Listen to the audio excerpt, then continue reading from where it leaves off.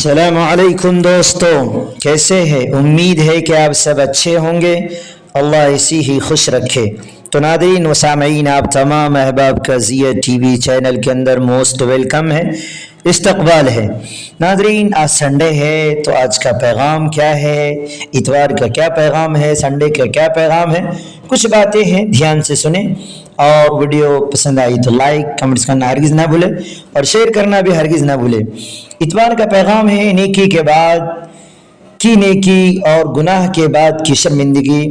عبداللہ بن عباس رضی اللہ عنہ فرماتے ہیں، نیکی کے بعد کی نیکی نیکی کی علامت ہے، اور گناہ کے بعد کی نیکی توبہ کی علامت ہے۔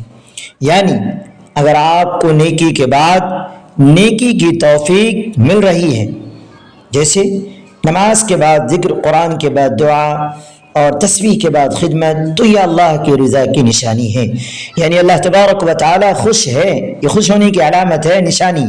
اور اگر گناہ ہو گیا لیکن اس کے بعد آپ کو رونا آیا، استغفار نصیب ہوا، دل میں وہ شرمندگی پیدا ہوئی، دل مایوس ہو، تو یہ اللہ کی قبول کرنے کی علامت ہے کہ آپ کی توبہ قبول ہو رہی۔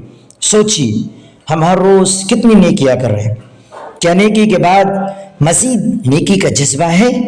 اور اگر گناہ ہو جائے تو کیا ہم فوراً توبہ کرتے ہیں؟ اگر گناہ ہو جائے، کوئی نافرمانیاں ہو جائے، تو کیا ہم فوراً توبہ کرتے ہیں؟ سوچیں۔